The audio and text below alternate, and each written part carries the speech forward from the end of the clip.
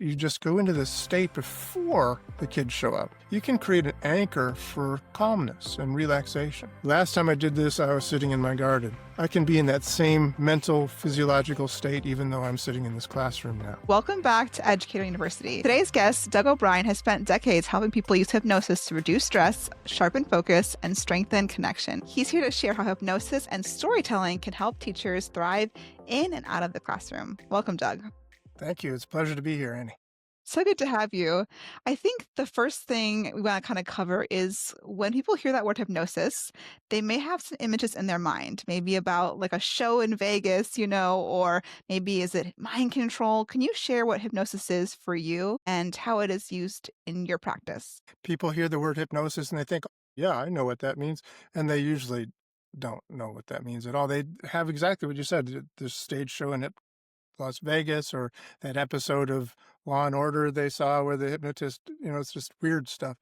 But it's not mind control at all. It's just a very natural kind of ability that we have as human beings to interface with our own self. We have a conscious mind, we have an other than conscious mind, I like to call it, not unconscious or subconscious, but my preference is other than conscious. But both are us. And so we need to be able to sort of get into those ways of directing our inner automaticness. One teacher of mine said that anything you do well, you do in a trance, because you're doing it without thinking about it. Riding a bike, you're not thinking about how do I do this, as opposed to the first time you ever rode a bike, it probably wasn't so elegant. Or driving a car, probably a little bit more relevant for most people these days. The first time you drove a car, it wasn't so elegant.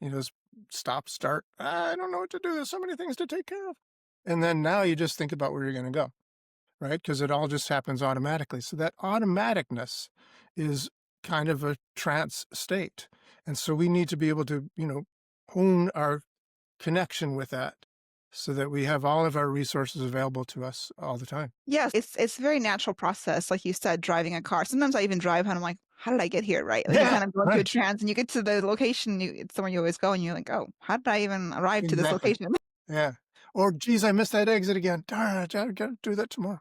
Right. Yeah. Right. So I think one of the things teachers are wondering is, can it help them manage stress? That's one of the things I think a lot of us kind of are managing, especially after a long day. So are there things that hypnosis can use to help us manage our stress Absolutely. after school? Yeah. Yeah, for sure. Manage stress after school, before school, Yeah. on the weekend. Anytime. Yeah, absolutely. No, hypnosis has so many applications. And, basically it sort of comes down to the self-talk that we have. Here's an example. People go to sleep at night. Obviously, people go to sleep at night. There's a period of time when they're not quite asleep yet. And they're not fully awake anymore either. They're in this in-between state, right? That's basically a hypnagogic state. It is electroencephalographically identical to what we call a hypnotic state. And people often misuse that state. They talk to themselves. They say things like, oh, those kids, if I have to see those little buggers again, I'm trying to, they say things to themselves.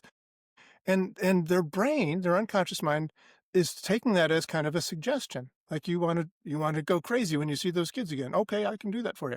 And your unconscious mind says, yeah, I'll do that. And so you go to sleep, go into hypnos. Hypnos is the Greek word for sleep. So when people go to sleep, their unconscious mind has been filled with these suggestions, these ideas. So one of the ways we can employ the use of hypnosis, if you will, is to give ourselves positive suggestions. Maybe even listen to a recording when you go to sleep at night with affirmations that you could make yourself or that you can download from the internet or any number of things. But just self-talk and relaxing, tell yourself, everything is going to be fine. I'm going to see those kids. I'm going to feel the sense of purpose and clarity. I'm going to be in my flow state, and I'm going to teach a really great lessons that I, honed with my work with the Educator University and stuff like that. Yeah. So it could be as simple as just changing the way we fall asleep so that the next day is less stressful. That's Yeah. an example, but there's lots of Yeah. different ways of doing it as well. You can do self-hypnosis prior to, and it doesn't take long. You don't have to do like an hour. You don't have to do half an hour. You can do 5 minutes. You can do a really short thing. I used to work at Columbia Presbyterian Hospital in New York City. I used to do pre-surgical hypnosis for patients before they went in for heart surgery. It's kind of cool. But I taught them a method that they could do self-hypnosis because I did pre-surgical. So I was there for like 3 days or so in a row and did them, but no one really knew when exactly they were gonna be brought in for surgery. It was usually like 6 in the morning on a Friday morning or something like that. I'm not gonna come from my place in Brooklyn to Riverside, 165th and Riverside to to do hypnosis as they go into the operating room. So I gave them this little tool that they just do little self-hypnosis thing, a 1, 2, 3 technique. It's a little anchor and self-hypnosis process that they would do as they're being wheeled into the operating room. And they would just feel like really open and relaxed and calm, feeling positive about their situation. And it was proven, the reason I was in the hospital, by the way, is they were doing studies to see what the efficacy was of alternative medicines, alternative therapies in traditional hospital settings. Hypnosis worked. People had fewer complications, shorter hospital stays, faster recovery because of the hypnotic suggestions that they were given.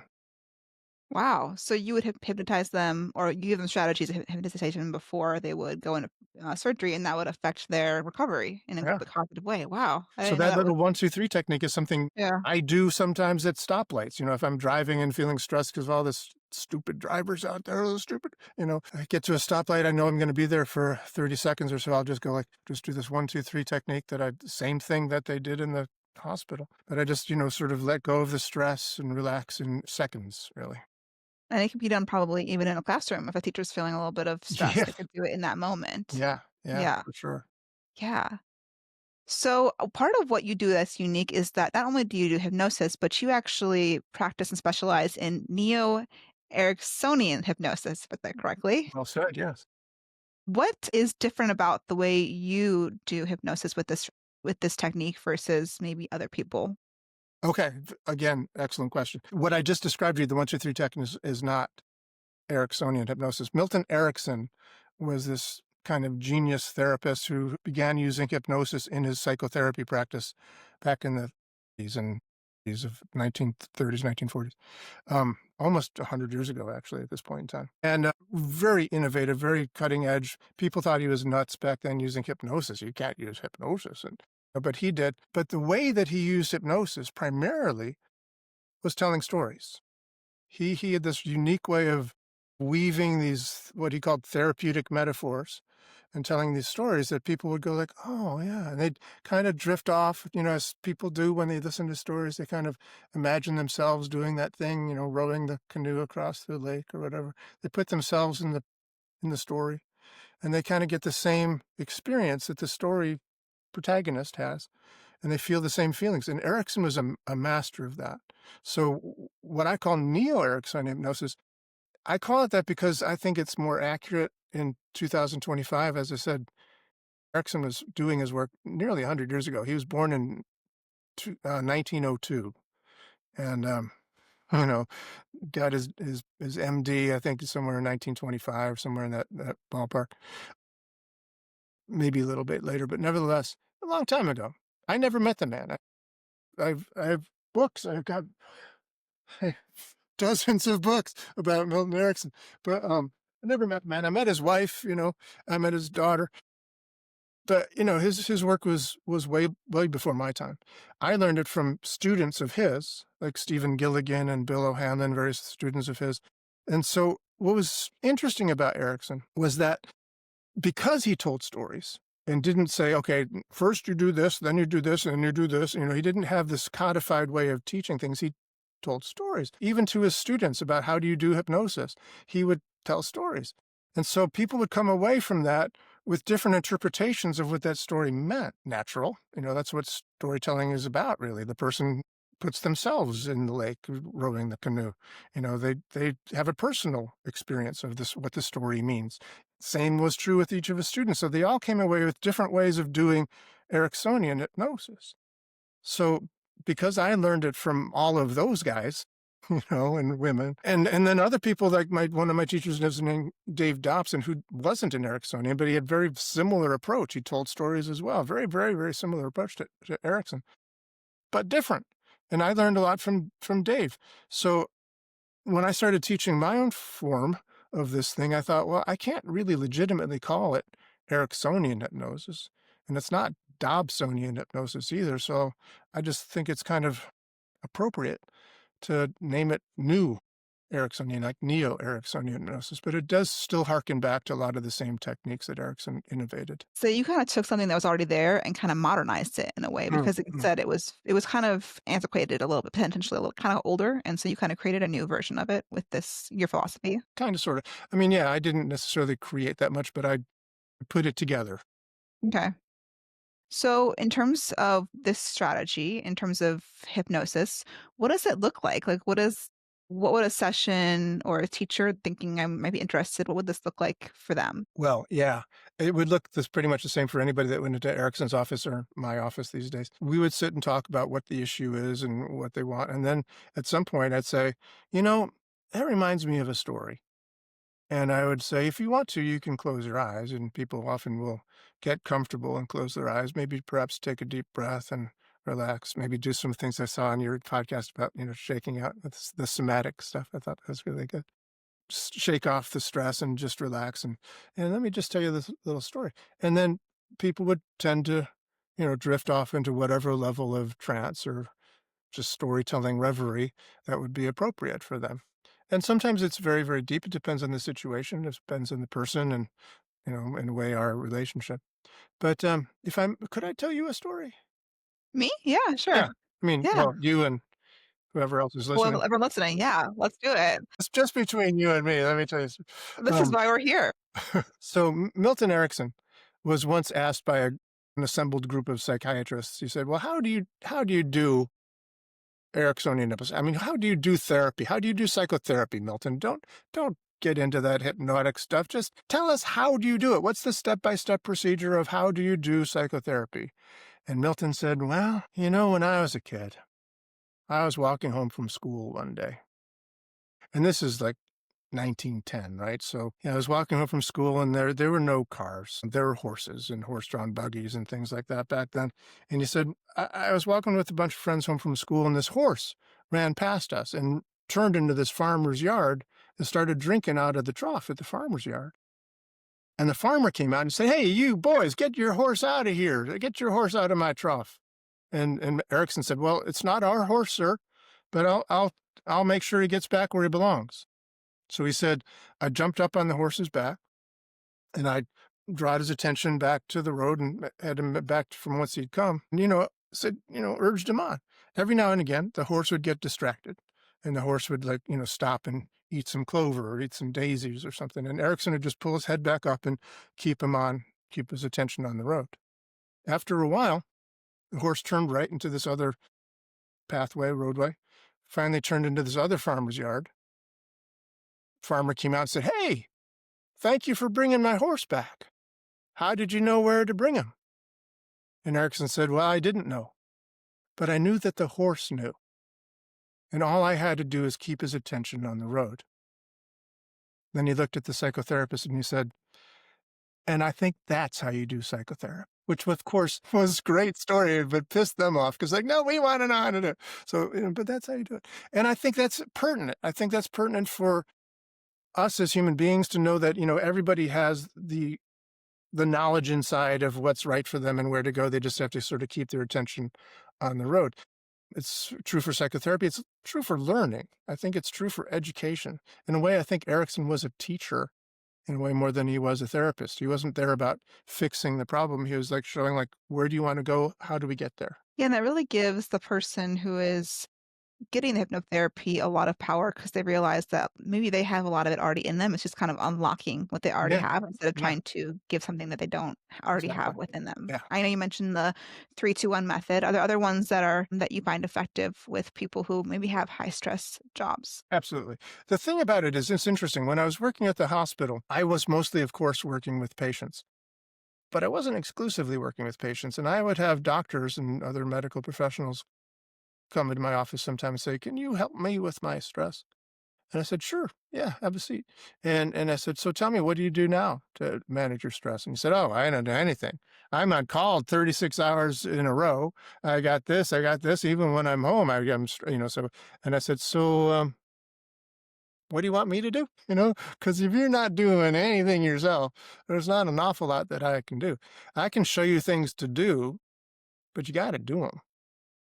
You know, that 1, 2, 3 technique is powerful, and the more that you do it because there's this NLP thing, neuro-linguistic programming addition to it. Neo-Eriksonian hypnosis adds some things that came after Erickson, like neuro-linguistic programming.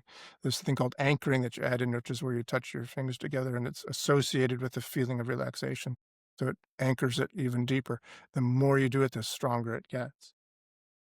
So it's a really powerful thing, but you still gotta do it, you know? And there's a method of self-hypnosis that was named after Milton Erickson's wife, Betty Elizabeth Erickson, and they call it the Betty Erickson Special, which is a very simple way of doing almost like a self-hypnosis meditation. You know, it's kinda a lot like meditation. I use it myself as basically a meditation. But again, you gotta do it.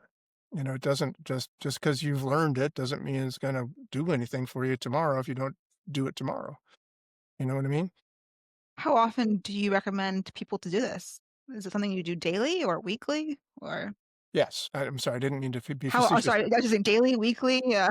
I'm just curious how often people do it to get results. It is Yeah. all those things. It is daily, Okay. it's weekly, it's when you kinda need it. I made a rule for myself for a while, and I will admit that I don't do this now, but for a long time, for many years, I had a rule for myself, which was no breakfast no, I'm sorry, no trance, no breakfast.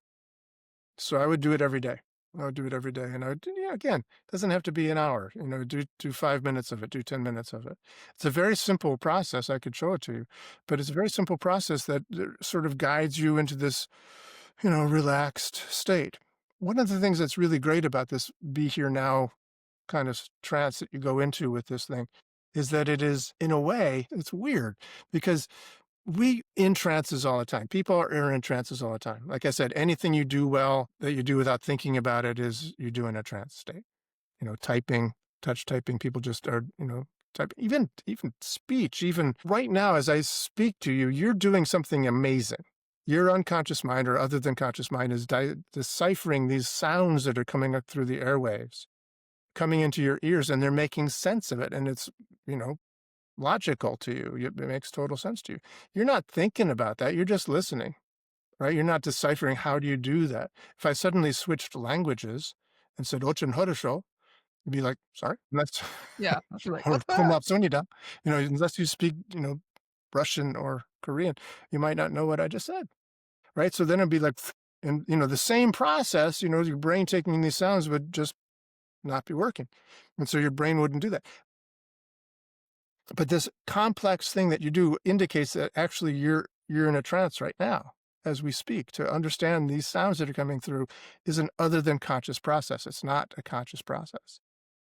That's a little technical, I suppose, but nevertheless. So the trances that people live in every day tend to be anxiety producing if they're thinking about the future and what could happen and oh what's going to go on tomorrow, and they tell themselves oh it's going to be really bad if I see that kid again, I'll say that. You know, they tell themselves these things and they work themselves up into this state when they're in their own living room, right? Or as they're driving the car and that guy cut me off, that right, we get into these states of our own making. We put ourselves into these trances. Or we think about the past and what should have happened, what could have happened, and all that poor thing. You know, we think about the past. And again, it's over, right? The past, the nice thing about the past is that it's over.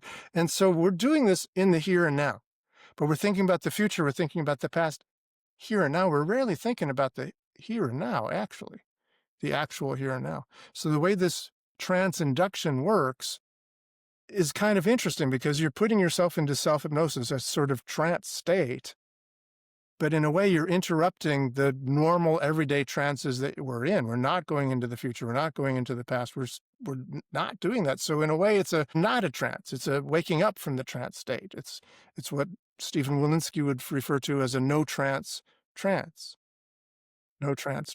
So it's kind of an interesting thing. So basically what you do in this Betty Erickson special method of self-hypnosis is you sit comfortably in a chair, or you can do it standing, but you get so that you could close your eyes and you wouldn't be in any trouble doing that. So you're sitting down comfortably, but you start off with your eyes open and you just kind of get into a comfortable position. So sort of sitting comfortably and you focus your eyes in one spot. And then you repeat after to yourself, you say things like, I'm now aware that I see the pictures. I'm now aware that I see the lamp. I'm now aware that I see the piano. I'm now aware that I see the desk. Right? So you mentioned 4 things that you are now aware of. You're being into the here and now, visually. Then you do 4 sentence completions just the same way, except auditorily. So you say, I'm now aware that I hear my voice. I'm now aware that I hear the fan. Now aware that I hear the birds singing. Now aware that I hear my breathing. And then you do 4 more sentence completions, but now it's tactile, it's kinesthetic. So I'm now aware that I feel my shoes on. I'm now aware that I feel my back against the back of the chair. I'm now aware that I feel the temperature of the air. I'm now aware that I feel my breathing. So again, visual, auditory, kinesthetic, bringing you into this present moment. Then you go back to the visual, do 3 more sentence completions in the visual modality, 3 more in the auditory modality, 3 more in the kinesthetic modality.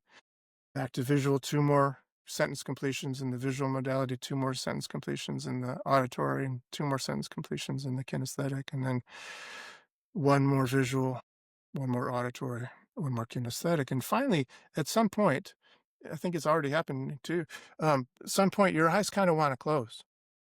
So you Yeah. just let them close and you sort of be in the moment, in the present moment. At that point in time, you can give yourself positive affirmations. You can go on a little guided imagery, personally directed. You can imagine yourself going to your favorite vacation spot or walking along the beach somewhere, any number of things. Right? So you can give yourself a little mini vacation there while you're in this little trance state. And it's really nice.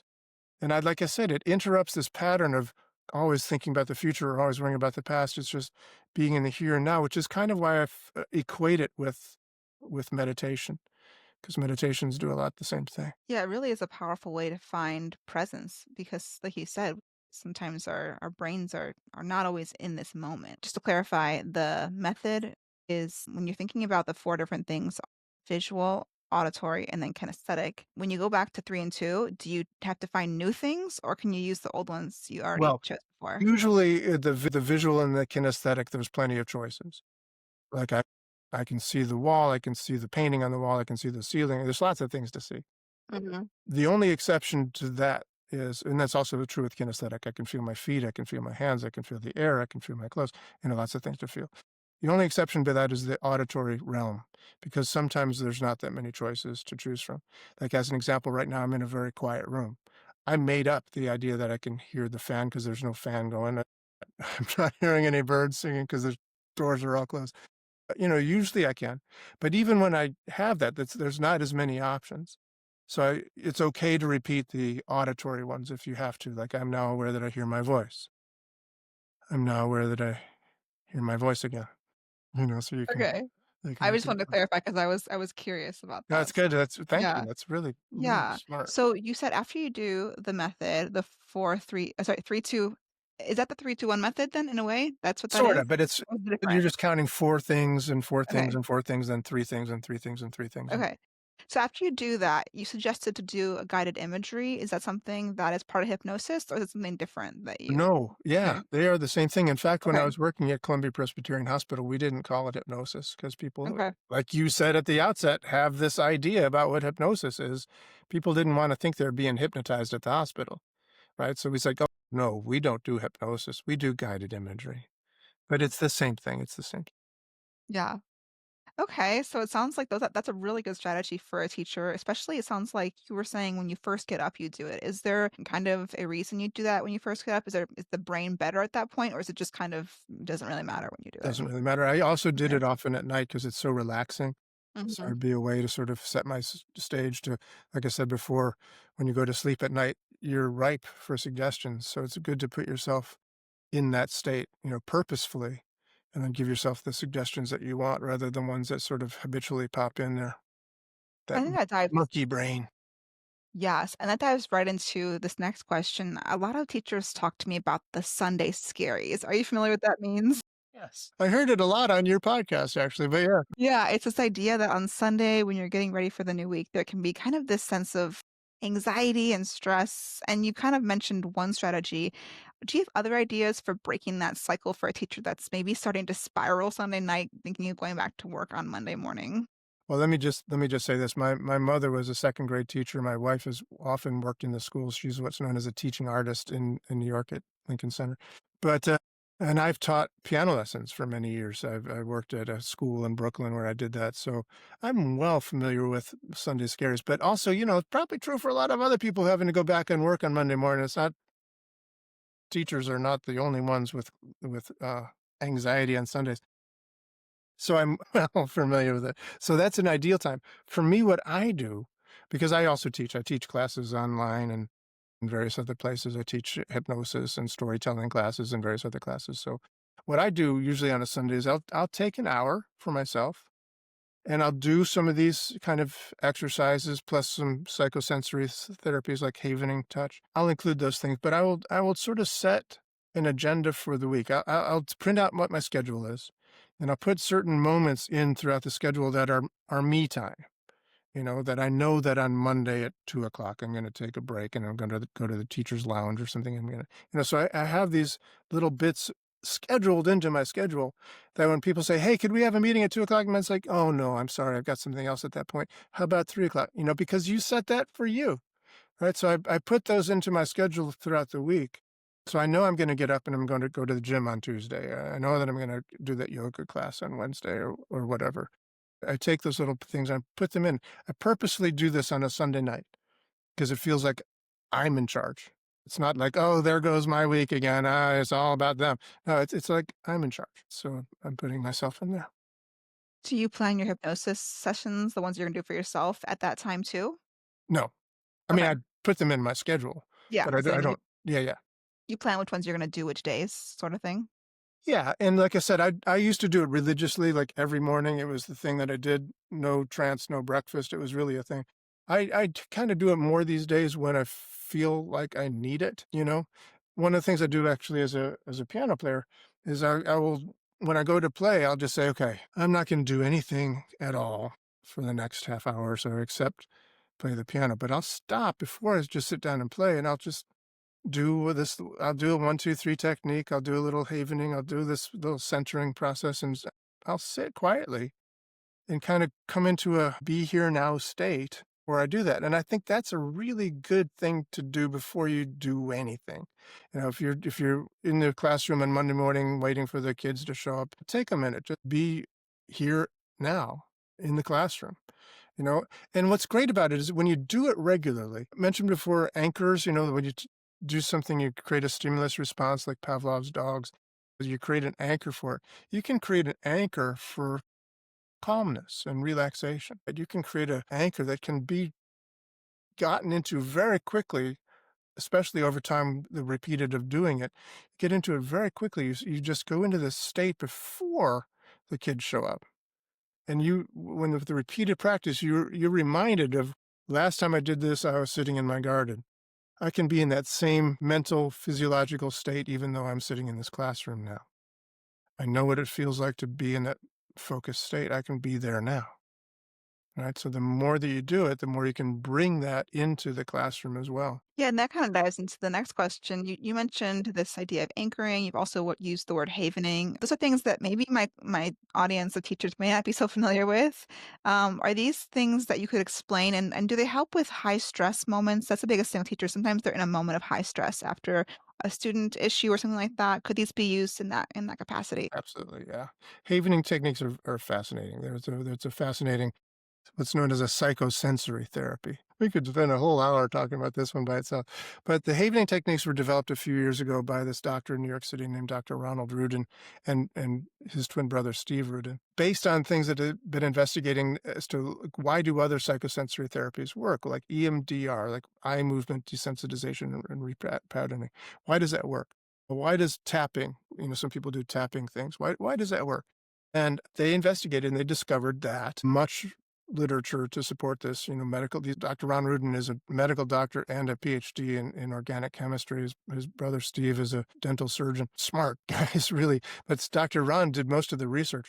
He poured through the literature and discovered that, tapping or moving the eyes back and forth, it works because the body creates delta waves, that our bodies are electrical chemical organisms. So anything that you see, anything that you hear, anything that you feel, anything that you taste, anything that you smell, any sensory experience at all has to be transduced into an electrical signal to get to the brain, for the brain to go like, "Oh, I see that. Oh, I hear that," to have an experience of this sensation. So this electrical signal, when you touch certain parts of the body in certain ways, tapping, or what we do in the havening touch is we do a stroking motion on the forehead and the cheeks and the arms from the shoulders down to the elbows. Sometimes we could just do the palms of the hands. These create delta waves, and the delta wave is the slowest brain wave. And when it gets to the brain, it releases oxytocin and dopamine and serotonin and GABA, gamma aminobutyric acid. Those four things are released through this sensation. So it's a psychosensory. We're working for emotional healing, mental emotional healing through the body, through the sensations. So it's psychosensory. So this sensory application of the havening touch releases the delta waves, which in turn releases the chemicals, and those downregulate your system. So that tension, that stress, that's the sympathetic nervous system, right? That's the fight or flight response. But this is the opposite of that. This is saying, hey, it's okay now. So you get the dopamine, you get the serotonin, you get the GABA, you get the oxytocin through the touch. And it is by itself a really nice kind of addition to the meditation, hypnosis kind of thing, just by itself. What havening does, the havening techniques do, is it goes further and gives you a lot of, you know, psycho things you can do, ways of talking to yourself and visualizations you can do while you're applying this. So it's a powerful thing. So havening is taking your arms from your shoulders to your, like, elbows kind of and rubbing down? Yeah, that's the Okay. havening touch. So as high Okay. up on the shoulders as you can get down to the elbows and Okay. stroking. Also the forehead and the cheeks. Oh, like this too, okay. Yeah. Is it supposed to, like, mimic, like, a mother's touch or something with a child? It almost feels like a mother or something, I don't know. Yeah. Is that kind of the point of it? I don't know. It's not specifically the point of it, but Okay. you're right. It is that. I've often used the example and said, like, it's human, the havening touch. By the way, it's called havening because one of the things that Dr. Rudin discovered in his research is that there are four elements that must be present in an experience for it to be encoded in the brain as a trauma. So there must be an event that takes place, whether it's happening to you or on the news or whatever, but there's something that happens. And that thing is given meaning. So there's an event, there's meaning. So it means something to you. It's like, oh my God, this thing is going to kill me or whatever. There's meaning that's going to be ascribed to it. So there's event, there's the meaning, there's a pre-existing landscape of the brain. So is the person vulnerable? Maybe you've been overworking, you haven't gotten enough sleep for days, so you're particularly vulnerable this day when that thing happened. So that's why it seems so huge because you were so vulnerable. Different day might not have had the same effect. So there's the event, the meaning, the landscape, and then there's a sense of inescapability. So if there's a feeling like I can't get away, if those four elements are there, then the brain says, okay, we're going to remember this guy. So it encodes it in the lateral amygdala as a trauma. These AMPA receptors pop up on the surface that adds a phosphate molecule to keep them encoded. It's pretty interesting. But that inescapability is also thought of as having no safe haven. So the word havening is to say, how do we get to a place of safety? How do we get to this place of, oh, I'm okay now?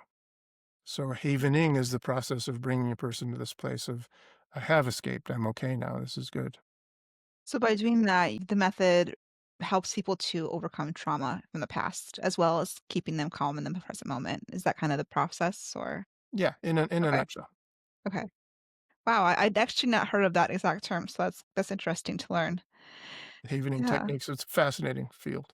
Yeah. I think one thing as teachers is that we're thinking about, our own stress, our own mental well-being. You taught us some great strategies today about how we can kind of incorporate those things. And then we're also thinking about our students. And I'm kind of curious if you have any ideas of how to help students kind of come to that calm place without actually hypnotizing them maybe, but how do we create these situations for them to be in a safe Yeah. environment? And yeah. Well, since we're talking about havening, I might just take a minute and say Dr. Ron Rudin is interested in that very, very subject. So he created a little kind of havening. I don't know if you want to call it a mantra or a affirmation, maybe is a better way of putting it. But basically, he suggests, what instead of some other activities that people do first thing in the morning at school, what if everybody just did havening for 2 minutes? And while they did it, they said to themselves, I open my mind to learning. I open my heart to friendship. I choose to feel safe peaceful, and calm. I open my mind to learning. I open my heart to friendship. I choose to feel safe, peaceful, and calm. I open my mind to learning. I open my heart to friendship. I choose to feel safe, peaceful, and calm. So imagine that. Imagine if you did that in your classroom on a regular basis, if you set the tone for the day in that way. Yeah, that is a powerful, powerful way to start your day and regulating that nervous system a little bit to come back. Because our students come in the morning with so many things from so many places. We don't know what happened on the bus or that morning at home. And so to have that moment together is a powerful idea. Yeah. Or after lunch, too, that'd be a great time to maybe come back together and have that moment. Yeah. Yeah. Can you use with students, you mentioned storytelling for adults in terms of mental, kind of coming together and creating stories that help you understand yourself better and make goals. What about students? Have you ever used it for children in terms or young adults to create stories with hypnosis in a way to help Sure. improve their lives? No, it's an interesting question because Erickson got me started in this whole area of stories. Kids love stories. Everybody loves stories. My favorite time in school was when the teacher said, "Hey, let's do a little story time," and you'd sit around the teacher and she'd read a book or whatever. I remember once I got to do the dog barking because I was good at doing dog barkings. So I remember that, like second grade, first grade. I don't know. I love stories. People light up. There's this thing that happens in your brain when you tell a story. It's like the part of your brain that does that running lights up. You experience it through the story. People love stories. They do, and all ages. Children, I think, maybe especially love stories. It's arguable. I think everyone does, but children are very open to stories, love stories. So, in my years of teaching piano lessons, I would often tell stories. I'll tell stories about when I was a student taking piano lessons. This is what happened to me, and this is what my teacher said to me. And there's also Erickson would do this thing with stories where he would, what we in the biz we call an embedded command. We'd give a suggestion within the story that didn't seem like it was coming, like I'm telling you to do this. I'm just telling you a story, right? But if I told you a story about when I was a kid taking piano lessons, and my teacher was this wonderful piano teacher, and she looked at me very deeply in the eyes once and said, you're very talented. You can really go far if you practice every day, even just a little bit. Because she looked at me right there, and I got this feeling inside when she said that, because she looked right in my eye. You know that feeling when she says, "You're very talented," and now you're pointing at this kid, right? And you're telling them a story about how your teacher said that to you, but you're saying it to them, and they're going like, "Yeah, I'm very talented. I could go far if I practice every day." They're getting the message through this embedded suggestion that we're offering through the story.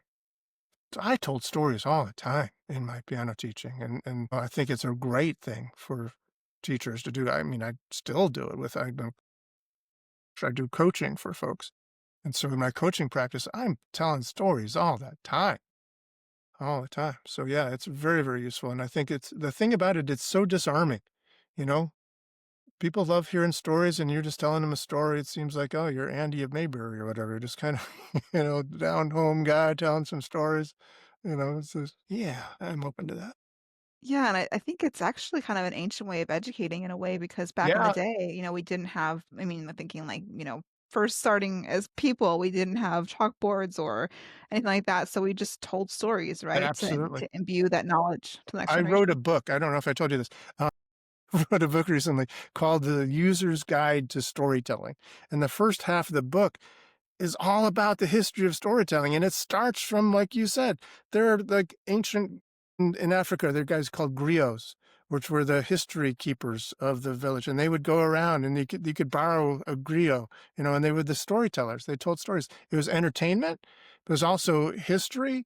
Like who are we as a people? How did we come here? How is this thing? It was also philosophy, like Aesop's fables. 2,500 years ago or more, was the first. He didn't make up the stories. He was one of the storytellers, but he wrote them down. That's why we know Aesop's name, because he wrote them down. They were the same stories that people were passing on because they taught you lessons. They taught you how to be a person, how to be a good person, right? And what's amazing about it, if I just said to you something like, "Oh, yeah, well, that's like the tortoise and the hare," you'd know what I'm talking about. And that story is 2,500 years old at least, right? At least. And yet we know what it means. That's the power of stories. Yeah, stories are such a powerful part, and they also I was kinda surprised in today's conversation how much stories and hypnosis are connected, and I think that's been a really eye-opening experience for me in this conversation so far. Are there any final thoughts that we haven't yet covered about hypnosis or storytelling and teaching that you wanna share with teachers?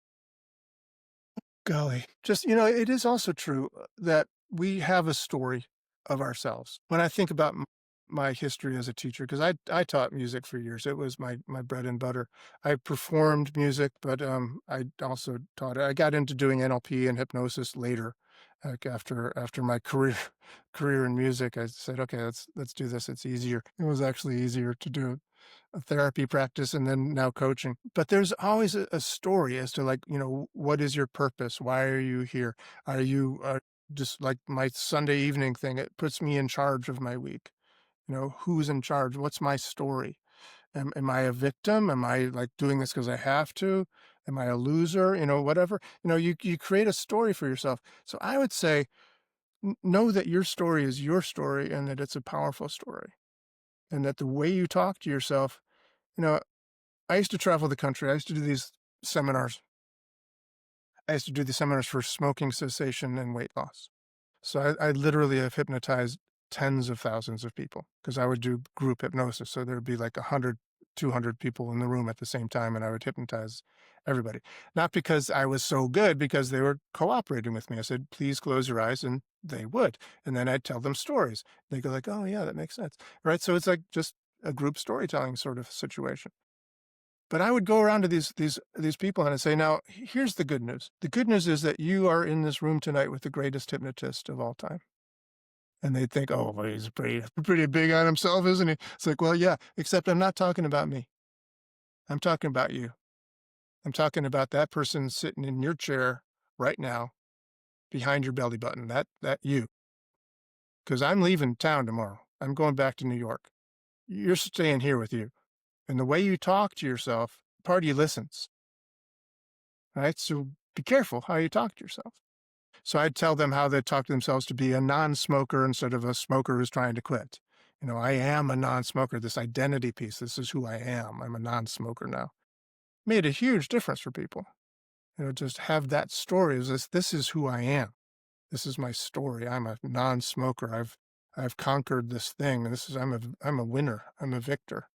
Look at me now. Yeah, changing that identity with the story is such a powerful idea too, for teachers too, maybe who feel a little bit like maybe they feel a little bit overwhelmed or they're feeling a lot of things about school the day before, but changing the story about who they are and what they're doing can really shift that, just like it did for people who are trying to change smoking habits or weight loss, things like that as well.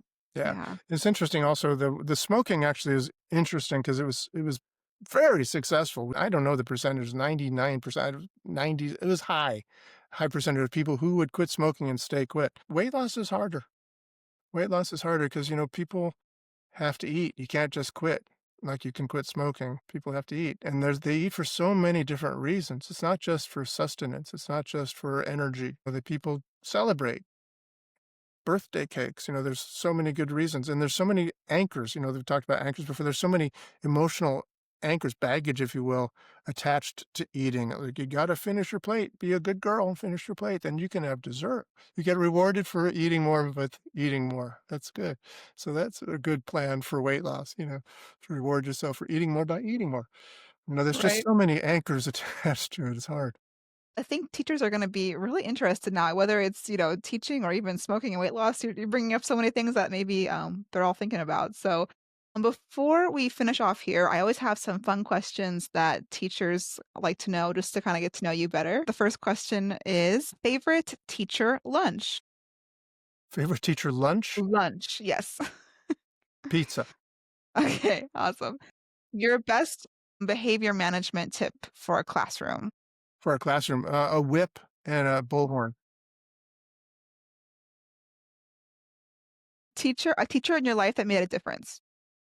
Well, gosh, there's a lot. Teachers, but I think Dr. Richard Patterson was one of my piano teachers that was just really saved me in some ways.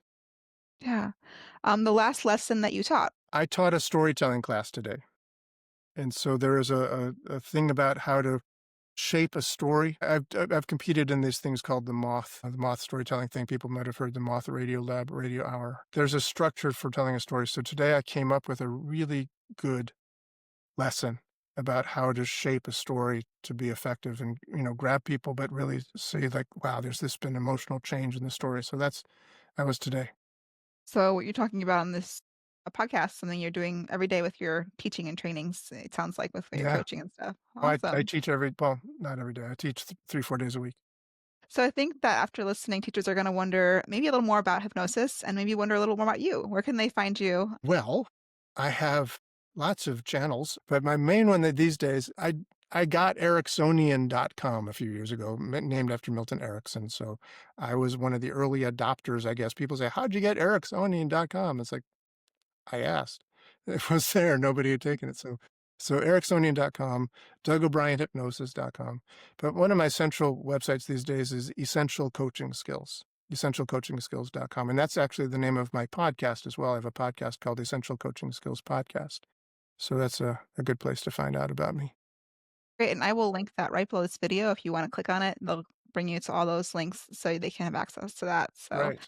well, thank you, Doug, for being on. And I'm excited to hear from the teachers about what they're going to be trying out and what they've learned. And yeah, thanks again for being on. Well, it's my pleasure. Thank you for having me.